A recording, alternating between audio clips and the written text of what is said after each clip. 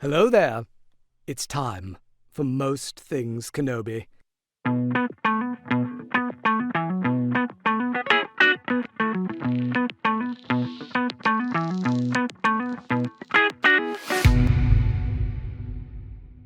Hi everyone, welcome to another episode of Most Things Kenobi, a podcast about Obi-Wan Kenobi and all things Star Wars. I'm your host, LeeAnn.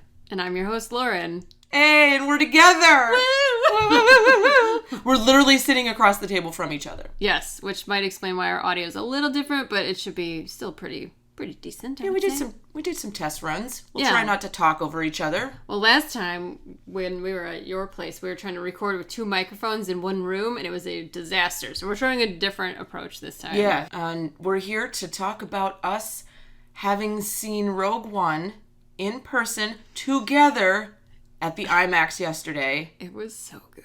I'm kind of still not over it. I know. I spent like all night last night looking up animated GIFs of Rogue One because I love it so much. My love for those characters have been rekindled. I've seen it how many times? I know. It never gets old. It never gets old. And it never fails to hurt. No. Oh my God. I started to lose. You cried more than me. I started to like get teary-eyed at the beginning. I was like, no, calm down. Yeah, I just let it happen. Then it's always around where Chirrut dies. Then I cry basically from there all the way to the end of the movie and during the credits. I love everyone. And we have said probably a dozen times between yesterday and today how they all deserved better because what a bunch of heroes they really are. Yeah, so every single one of them was selfless and trying to serve a higher purpose, and it just hurts so much. They tried to right their own wrongs, too. Mm-hmm. Yeah, that whole scene when Cassian meets Jyn after she tries to get the rebellion to help and they won't, and she goes out into the hangar and Cassian's there with all the soldiers. Honestly, the whole movie, like seeing it on a big screen gave me a new perspective, and that scene in particular, I was like, wow, because now we know with the Andor show coming up, it like added more weight to that scene. Seeing it on the big screen, I saw stuff I never really saw before. I heard things I never heard before. It was a really fun, and to get to do it with you. With you, I know. And I've been here for several days, and it's been a really nice time. Oh, good. I'm glad. But that was like a dream. Yeah, because you and I have never seen a Star Wars movie together in the theaters. And now, make no mistake, we have seen Rogue One before when it was originally released. Yes. Mm-hmm. In the theaters. But we didn't know what we know now. No. Did we even know each other when it first came out? I don't think so. I don't think so, because it was like, what was it, 2016 when the movie came out? And we were 2017. Yeah, we started talking after it. Yeah. Yeah. So it's kind of full circle. Honestly, other than like maybe Empire Strikes Back, this would be the movie I want to see with you in the theater because I love this movie so much. It's possibly, I mean, obviously original trilogy is my favorite, but I would say Empire Strikes Back and then Rogue One, probably my favorite top two. Yeah, I'm pretty close to that. I love A New Hope also. I'm partial to A New Hope. Yeah, I was going to say because it's the movie that got me. Right, exactly. It's the beginning of everything. Yeah. So, yeah. And I love Return of the Jedi, but like it's more childish. Like it's fun because I loved it as a kid. Mm-hmm. Rogue One is not childish in any way. It taps into all my adult feelings of pain and loss and sacrifice and like setting aside your own personal well-being and interest for the greater good. There was a moment at the end where I was like, if I don't rein this in, I'm gonna do the like ugly cry. Oh, I did the ugly cry. I make no apologies. We sent a video to our patrons of what we looked like before and after. Yeah, it was a swollen, red, disgusting mess afterwards. It was so funny. LeeAnn got up and went to the bathroom and came back with a roll of toilet paper because we were both crying. Well, the luxury of knowing this movie so well is that I knew which part I could sneak away for like 4 minutes and come back and not miss anything technically. And there just was this small, almost empty roll. And I said, you know what? I'm going to take apart this dispenser and take the roll. It was good because I needed it. The nose blowing was a necessary thing by the end. I should have brought tissues. I don't know what we were thinking to go to that movie without tissues. It's not like we haven't seen it 10,000 times. It still has a good effect, though. It's really good. The things that you notice that you don't notice just on a small screen, and the sound in an IMAX theater cannot be beat. Everyone knows this. Yes. Well, we haven't even talked about the Andor preview. Oh, yeah, because that happened first. I'm glad we weren't late, because we were wondering on the way there, would it be at the beginning or the end?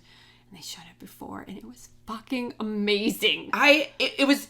We're not going to give anything away, but it starts with like a conversation, and then it goes right into a scene, an extended scene. Yeah. And the quality of what we saw, you said it, better than anything we've seen, any show to date, and that includes our beloved Kenobi show. It's true. Just in that one scene. And like, we loved the Kenobi show. Yeah. But I guess this show is not filmed on the volume, that big sound stage. They actually filmed a lot more on location, and it shows. Plus, the actors are just fucking good. This is a call out to Diego Luna. You are beloved. Yes. We love your character, and we are excited to see. He's excited, which makes us excited. The little conversation, like where he speaks at the beginning a little bit, he's like swiveling in his chair like an excited child. Like, it was really cute. It's so cute. And he's so passionate about it, too. I loved what he was saying, that it's kind of like the story of an immigrant, a story of revolution, and they, like, committed to that idea and just brought that perspective. And they said in the interview, and you and I felt you next to me go, where he was saying, because it was him and Tony Gilroy, right? That's the name. They were saying that Star Wars, and the thing about these movies is that it's about the character and character development. And they're like, there is a certain expectation that there will be a certain level of action, but to them, the character development was what was so important. And you and I both were like, yes. Yes, thank you. Precisely. So now it's guaranteed to be wonderful, because this is all we ask for as fans. Yeah. And just that scene, the acting, their eyes, everything. Oh my God. Stellan Skarsgård is a great actor also. I love his voice. Yes. There's so much. Yeah. There's acting that goes on in the face. There's acting that goes on in the voice. And then there's the action. Yeah. And it's all really good. It's so good. And I'm literally getting goosebumps. I know. I think this is the sleeper series. That's going to blow people away. Yeah. Unexpected. And I could not be happier for Diego Luna and company. Yes. Because they can go a lot of places with this story. It is the beginning of the rebellion. They have so much more latitude, I think, than the Obi-Wan show. There's so much expectation on that show. And like, anybody who's seen the prequels or the original trilogy is going to have opinions, you know, on how that plot should unfold. With Andor, they can tell whatever story they want and tie it in, and it just has so much potential. And I think it's kind of nice. Diego Luna has even said in some interviews that it's one of the first times he's doing a movie that, like, they don't have to do press and promote and be like, oh, I hope somebody watches it. They know they're going to have an audience already, and they kind of have more forgiveness, I would say, in the kind of storytelling they want to pursue. I'm just so excited because I really trust Diego Luna, and Tony Gilroy are executive producers, and Tony Gilroy wrote it. And so I just really trust them, especially after rewatching Rogue One. Yeah, they get it. Yes. Yeah. And I think it's going to translate very well. And I always like when there's the anchor of we know what happens. So they can build a story towards the point that we already know. So there's less chance to like veer off in an Correct. unexpected, or not even unexpected, but unnecessary. Yeah, or something that just deviates totally from a character. We know where the character ends up and what he does. Yeah. So they can build properly towards getting to that point. Yes.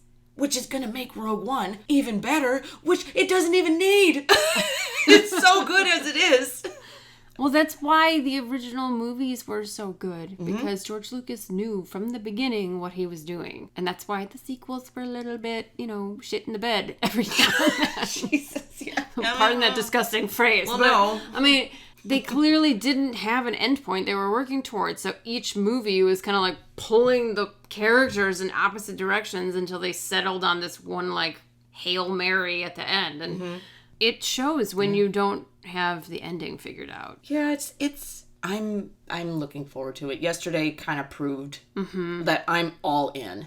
Yeah, same. I've been excited about this show because I loved Rogue One so much. But now I'm like, I can't wait. I'm so excited about this one, like maybe more so than the Kenobi show, because I was more afraid with the Kenobi show. I totally get that because, ooh, don't fuck that up, right? Exactly. But this, we kind of, like you said, we have more wiggle room, almost. There's more forgiveness, maybe. I don't know. I just think when you have more episodes and more money coming from a different pot, if you will. Sure. You have more freedom to ensure a better product, I think. And, yes. And like you've said in the past, Kenobi was a self-contained entity. It didn't stray too much, even though maybe it should have, like with the mentioning of Ahsoka. Just a mention. Maybe. She was kind of integral in the whole thing, but God forbid. It's a little too contained, but this is a world building. We're going to get the rebellion. So things we're looking forward to that we hope we see. We kind of loosely discussed Bail. Oh my God. It was so nice to see him. We saw him in Rogue One yesterday after seeing him in the Kenobi show, and we still are Bail lovers, promoters, shippers. It makes me want to cry when I see him now. Oh, it's awful. Especially when you see him in Rogue One and he's leaving to go back to Alderaan and he says, I would trust her with my life. It's just like, but the thing is like, I think I have to believe that, when Alderaan said its farewell, that somewhere in, Bail's heart, he knew Leia was okay. I mean, it happened so fast, no one's thinking anything. But in my head, Bail knew, okay, Leia's got this anyway, so... I mean, the Kenobi show proved that he really understood her and, like, really trusted her to be her own person. So I'm sure he knew. And at this point, he knew he was putting her in harm's way to do that, to take the tapes, to fetch Obi-Wan and Kenobi. Like, he clearly knew she would handle it just fine. And it's great to see all of that after seeing the Kenobi show. Yeah. We got that little bit more. It does. It adds more to every single thing you watch now. Your friend, the Jedi, and it's just like, we know what happened now. There's the bit more backstory with Bail and Obi-Wan, and it's cool. I like it. It's really cool. Well, I can't... And terribly sad. Oh my god. Shit. Always. If you need to purge and have a good cry, Rogue One is a good way to just do that. That's it. Get it out and bring your toilet paper. It's true. Yeah, it's true. Also, our boy K2SO. Always a delight. I love him so much. Every single line of his is just like, I'm waiting for it. Because I love it. And the little shift of his eyes. Yes, I kind of like never really registered that until we saw it on the big screen. So big. Yeah. His little wiggle of his eyes. The little white. It's like, it looks like he's thinking, which of course he's a droid, so it's a weird way of making them look more human, but oh my god, I love him. His awkward body, which I love so much. It's so awkward. Who designed that droid? I give them an A+. The hands. He lifts up his hands and his hands are like half the size of his arm. And they hang down well below his knees, which his legs are too long. I mean, the whole thing is kind of crazy, but... It's so good. Well, it kind of matches, like, his gangly beast brain, also. Yes. Because, like, at the scene where he slaps Cassian, and he's like, I'm taking the prisoners to imprison them in the prison. There's a fresh one. So funny. It's good. I love seeing this, like, giant beast of a droid not being able to think of things quickly. Right. He's overwhelmed by... That's how I would be. Yeah. I relate. Without a doubt. I'm just not cool under pressure. Also, paging Hera Syndulla. No, paging Commander. General. No, General, excuse me. God, Jesus. Can we get Hera in the Andor show, please? Just a smidge. They must know each other, right? Right. Like, at some point. Come on. They're right there in the same facility. I know the Ghost is parked right there. That's the name of the ship, right? Yes, the Ghost, yes. It's like, wait a minute. The Ghost Crew? Yeah, that's what I was like, that's why they're called that, right? Yep. My brain just kind of like had a moment. Yeah. Oh. You know what we thought of yesterday? I guess I thought of it, and I didn't think of it before, or quite the same way, is that Chirrut is very much like Kanan, when Kanan loses his eyesight. Yes. I love him so much. Chirrut is... God damn. First of all, the performance, everyone knows it's fantastic. Yeah. His acrobatics. Donnie Yen is amazing. What the fuck? I'm always floored every time I see his like solo moments when he's just fighting by himself. Yes. The way he handles that staff. I think Rey could have really had he taught like Rey something, because Rey was already pretty good with the staff. Yeah, but could you imagine Rey at his level? As a mentor or something. Like, That'd be so cool. I remember the first time I saw that in the theater, I was like cheering, like screeching in my seat, trying to like scream into my jacket because I was so excited. Because we had never seen anything like that in Star Wars before. When they break the helmet and glass flies out of the stormtroopers' helmets, I was like, this is what I want from Star Wars. It's like the little details like that make it more realistic, because they couldn't do it in the 70s. They didn't have the technology, but now, oh my God, the way they add those little details and the sound of the Force choke. Yes! Where we've talked about it in our episode about sound effects, where it sounds like this noise gets like sucked out. I loved that. And I like that Vader gently and then increases it, and Ben's performance, as Krennic, it's a kind of a subtle choke, and then he increases the amount of chokage. You can hear like the blood pouring through your ears, pounding in your ears. Let's talk about Ben Mendelsohn, because we fucking love him. He's such a good actor. And he's like strangely handsome. Mm-hmm. And yes.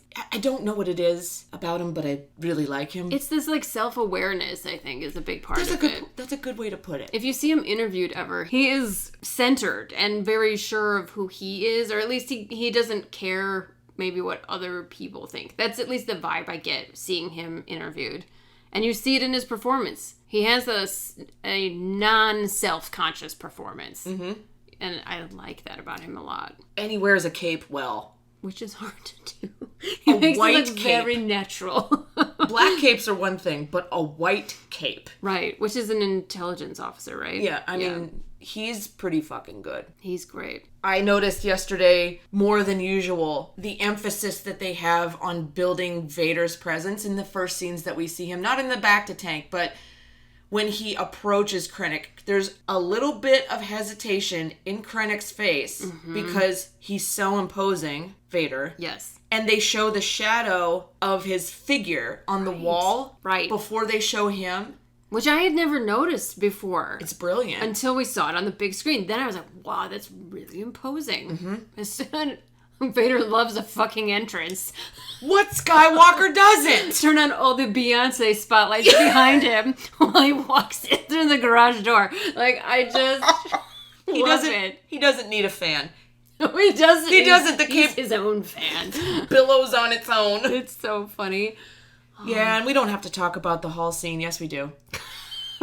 It was adorable. You moved forward to like the edge of your chair to watch it. Oh, it was so good. I didn't want to miss it. And it's just so impactful on the big screen.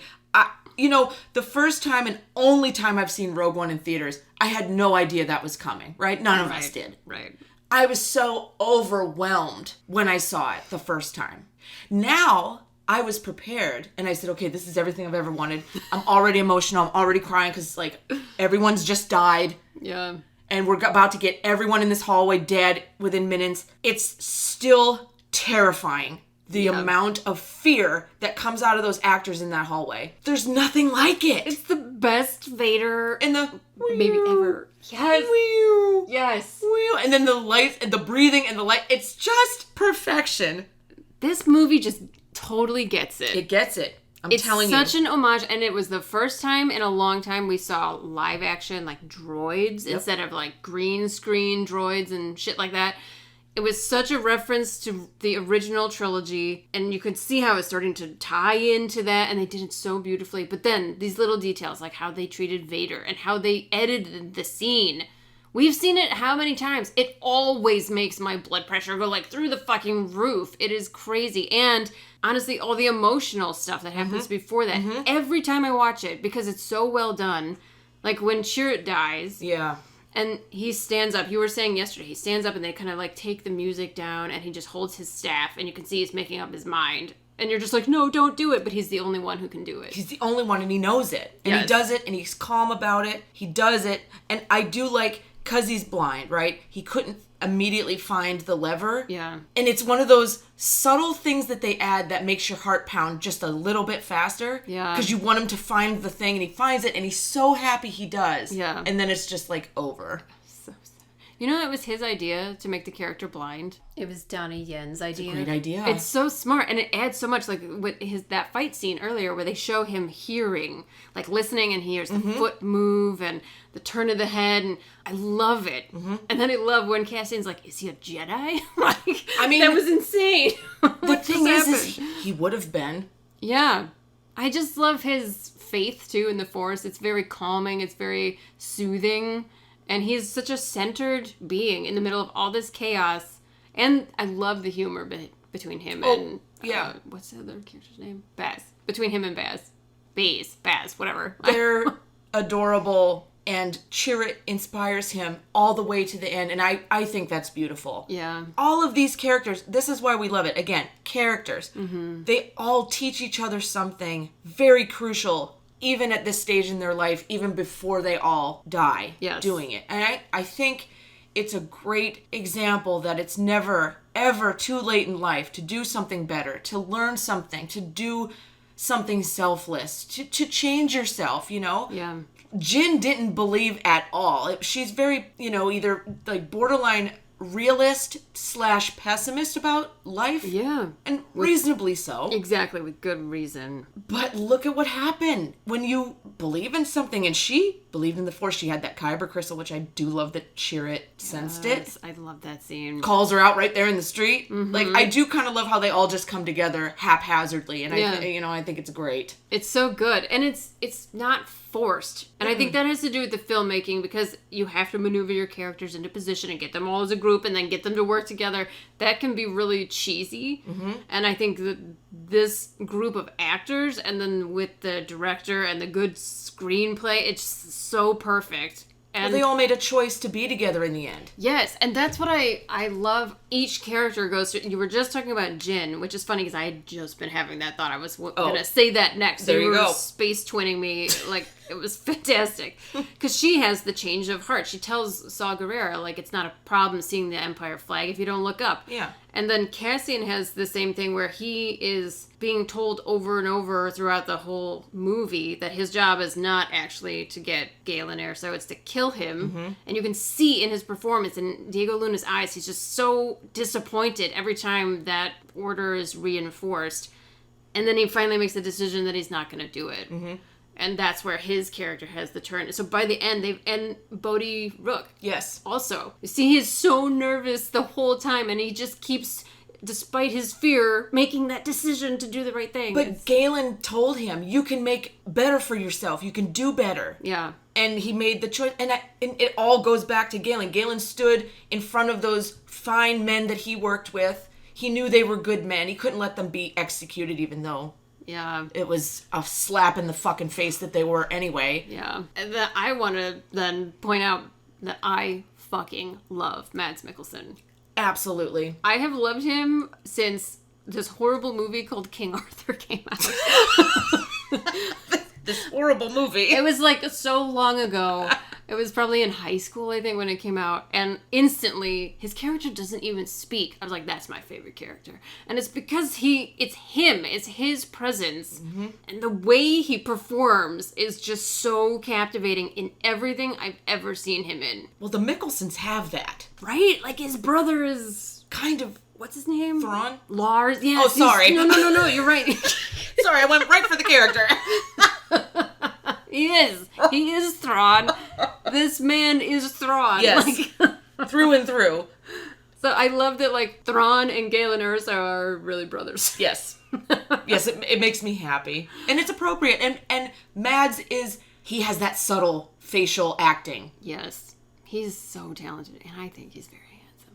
That's just me. I know that one of our followers also agrees with me. Well, we tend to we acknowledge the handsome ones that aren't conventionally handsome. I don't know about you, but I get really bored with American sense of beauty. Chris Evans. I'm not bored by his beauty, but I mean, it's like, yes, he's handsome, but I get tired of that same, like, cookie cutter beauty, and that's why I find people like Diego Luna and Mads Mikkelsen and Ben Mendelsohn, like, they're all like... Gary Sinise. Oh, I love Gary Sinise. Me and so Lauren much. love Gary Sinise. Gary Sinise, if you ever hear this, I love you. We love you. I've loved you forever. It's so funny because when we both first realized that we both had an odd crush on Gary Sinise. Look, watch Of Mice and Men and tell me you'll fall in love with that seriously. But yeah, it's way more interesting. Yes, it's just, it's more about, like, there's something going on behind the looks. And I think that makes somebody very captivating. Well, I don't know if any Stephen King fans out there that has watched the miniseries The Outsider. I believe it's on HBO Max, something like that. Ben Mendelsohn plays the main character who's a cop. Oh, yes. Who's a disillusioned cop. And it's supernatural. It's Stephen King. I read the book. The book is excellent. Mm-hmm. I was very pleased to see that Ben was going to play the cop. Yeah. And he did a fantastic job. But that made me really fall for him, like, for his non-conventional, handsome... Yeah. Mm-hmm. I remember you texting me when you were watching it. Yeah. Because it was, yes. There's just certain people, like... Mads Mikkelsen is the same. Yes. In Hannibal? Is that what the show is called? Oh, yes. Yes. Show is terrifying. Mm-hmm. Fucking terrifying. Yes. But and they joke about it in the production, like, that it's a dark comedy, and that he is a psychopath, so that the fact that he has empathy for a character and wants the character to like him is unrealistic. They say that. They're breaking rules. But he's so charming. And, like, that's the whole point. That is the point, He wears these very exotic suits, and he's very cultured, and he's very seductive, even when he's just talking to someone casually. Those are the most terrifying killers. Right? And, like, the fact that he can be both sides, like, that the actor can portray both sides I'm sorry, are you describing Thrawn? Exotic suits. Well, his... Very cultured. Yes, he plays a character like that on Sherlock. Lars Mikkelsen plays a really creepy character on Sherlock. And it just, it's very Thrawn, but if he was living in Britain. Yes. Well, I think Thrawn might live in Britain. Yeah, it seems like... Had he been on Earth, he would have had a nice castle somewhere. Someone posted a video of George Lucas saying that he gets to know cultures through their art. And then they were like, does that mean George Lucas is Thrawn? It's like, oh shit, kind of seems like a young version of him when he was very young. So it was like, did he base Thrawn off himself? Possibly. I don't know. I like Thrawn. Anyway, what do we? I don't know. We've sidetracked as we normally do. Well, it's Mads Mikkelsen, blah blah blah. Yep. Rogue One. Yeah, I love them all. Okay, we have to talk about the scene on the beach. Do we? Yes. Because I love it. Me too. It's possibly one of my favorite scenes in all cinema. But it's beautiful and terrifying. So gut-wrenching. And it's the actors. It is. It absolutely is. It's beautiful in, like, the most terrifying way. Mm-hmm. Mm-hmm. The end is coming. And it's almost like a sunrise. Yeah. It's beautiful looking. It's like a nuclear shockwave. It is. Yeah. And the shots intermingled with how they're looking at it from space, like up above. Yes. Mm-hmm. May the force be with you, Yes. And then they cut it. Oh, God. That's the part that really gets me, because it's like they're up there and they can't do a thing. They just have to stand by and watch. And they're down there and they can't do a thing. Yeah. And I shook my head so many times because fuck the Empire. Right. How horrific was the Death Star? Right? And then they destroy Jeddah City and they say, oh, how beautiful. Yeah. Oh, that went well. Fucking disgusting. Yeah. Like, oh. Anyway, it's the acting, the silence. Yeah. Especially though when Cassian says your father, what a nice final thing to... The actors have such good chemistry with each other, and like the arc of their I don't know, relationship, friendship, whatever you want to call it, is really fun to watch because they're kind of similar. And they have these, like, very damaged people who could be amazing, honorable people, but they're just in the muck, you know, doing the work. And as they kind of work together, they start to realize, like, we could be better. Like, they're foils for each other, where they keep holding each other accountable. Yeah. Like, when Cassian was supposed to execute her father, and she's talking to him in this ship, and she's like, you put him in danger. He's dead because of you. And he says, I don't have to explain myself to you. Yeah. I love that scene because he is wrong, but he's doing his best. You know, he's just trying to follow orders, right? He's being pulled in all these different directions. Yeah. And then to have them get all the way to the tower. Well, when they're in the elevator and they're looking at each other, there's a need. Yes. They realize there's a need there. Yeah. That's how I interpret that scene. They're just in it together till the end. Like, this is it. Like, yeah. They know it's the end and they just have each other and that's it. And it's like a beautiful thing. I don't know. God, their chemistry together where they're looking at each other and then when they hug on the beach, they get consumed by the white light. The way she looks right now. I'm melting. I don't mean to laugh. No, it's true. It's too much. It's like perfectly done. It's so over the top, but it's so subtle at the same time. Well, it's the focus of the camera work on their eyes. Yeah. Because the eyes are the window to the soul, and they don't have to say anything. Yeah. And the fact that Cassian's last words were a comfort to Jyn, what a wonderful wrap-up. Yeah. For his... I mean, I'm going to be thinking of this when we see the show. Yeah, same. And we talked about it in the car yesterday, how his eyes stay open right up until the end, and he has this, like, last look of kind of fear, which we're saying how, like, more effective that is than if someone was, like, squeezing their eyes shut. Yeah, I mean, it's human. Yeah. Even if you're there with someone and you know and you're okay with it, you're still going to have a flash of fear. Your body is designed to preserve itself, and when it can't, you're going to be afraid. Yeah. And I think it's great that they left that in. And the way they're, like, so wrapped around each other. Desperate. There was a really fun fan theory, which, of course, I'm sure it's not real. But I like the idea of it, that Jyn's kyber crystal is between them. Oh my god, I never thought of that. Yeah, and so, like, when they died, maybe they were, like, protected together somehow by that. And I was like, ooh, I like that idea. That they could have, like, joined the Force together somehow. I'm fucking floored. I have never heard this, and this is amazing. I loved the idea of it. Oh my god! Can we make it canon? I need it as a comfort. We just did. I'm putting my stamp on it. My jaw's on the floor.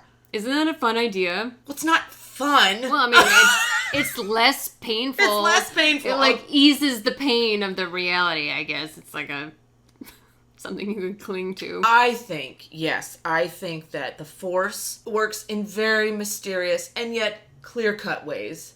Right. And I would like to think that in that moment, perhaps, it was quick. Yeah. Obviously, it was quick. Yeah, I like that they didn't suffer. But their souls, perhaps, were preserved. Yeah. In some... I mean, shit. I mean, they go straight to Leia. They will always be preserved in whatever happens after that. Like, yeah. Well, oh my god, too. And that with Leia actually got me super emotional this time. Yes. Because Carrie Fisher's passed away now. Yeah. And she hadn't when the movie came out. And so now to, like, see her as young Leia full circle, I mean, I know she wasn't the one performing it. It doesn't matter. Like, Leia she gave her stamp of approval. She said, go for it. Yes. Recreate me as a young, beautiful Leia again. I think she said, like, make it good. You know, like, if you're going to do it, make it good. We love you, Carrie. God, carry on. I love her so much. Yeah, that made me emotional. And then to know, like, if you ever jump from Rogue One right into A New Hope, it's, like... the energy level at the end of Rogue One going into A New Hope, but they don't, like, really tie in, because Vader's just not at that murder level anymore. Well, he's fucking pissed that the ship got away. Yeah. He needed to be... I really do love the cape flutter. Mm-hmm. There's no wind in space. But... No, there's not. Like, there's... But you're so right. It's self-generated cape flutter from his fucking anger. That's my headcanon. The Force is making it like, flow he's so angry that it has to come out in, like, a vent from his suit. And that's what's causing the cape flutter. I don't care if it's a film mistake. That's why his suit is overheating all the time. His fucking anger. Oh, that's great. Just think, Anakin's in there fucking pissed. Seething. I And love the it. cape flutters because of it. And the like end. it. That's it.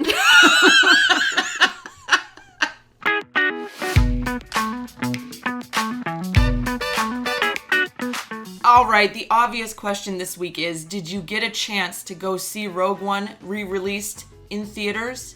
And what did you think of the Andor preview? We gotta know. Are you excited? Did you love it? Did you steal toilet paper from the bathroom? Jesus. Yeah, tell us. Were you a thief at any point?